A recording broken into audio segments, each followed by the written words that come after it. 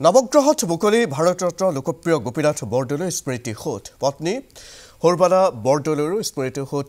মুকলি কৰা হৈছে নৱগ্ৰহত নিৰ্মাণ কৰা শান্তিস্থলত মুকলি কৰা হৈছে দুইটা স্মৃতি সৌধ পুনৰ নিৰ্মাণৰ পাছত আজি শান্তিস্থল মুকলি কৰে মুখ্যমন্ত্ৰী ডক্টৰ হিমন্ত বিশ্ব শৰ্মাই এই মুহূৰ্তত ভাষণ প্ৰদান কৰি আছে মুখ্যমন্ত্ৰীগৰাকী আমি পুনপটীয়া সম্প্ৰচাৰৰ মাজলৈ আপোনালোকক লৈ গৈছো সমষ্টিৰ সাংসদ বিজুলী কলিতা মেধি পূব গুৱাহাটী সমষ্টিৰ বিধায়ক সিদ্ধাৰ্থ বৎসাজী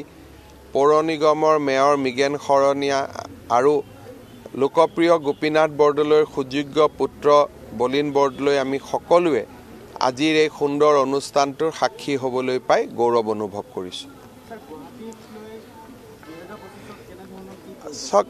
আপোনালোকে জানে যে গুৱাহাটীৰ সৰ্বাংগীন বিকাশৰ বাবে আমি কাম কৰিছোঁ গুৱাহাটী অকল গুৱাহাটীবাসীৰে নহয় ই অসমৰে নহয় সমগ্ৰ উত্তৰ পূৰ্বৰ একমাত্ৰ মহানগৰ আৰু এই মহানগৰখনত প্ৰৱেশ কৰিয়ে ৰাইজে অসমৰ ওপৰত এটা ধাৰণা লয় আৰু তাৰ প্ৰতি লক্ষ্য ৰাখি আমি ইয়াৰ বিভিন্ন সমস্যাসমূহ সমাধানৰ প্ৰচেষ্টা কৰিছোঁ মই ভাবোঁ যে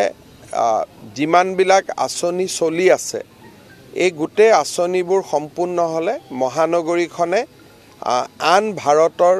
এই ধৰণৰ মহানগৰসমূহৰ লগত ফেৰ মাৰিব পৰা অৱস্থাত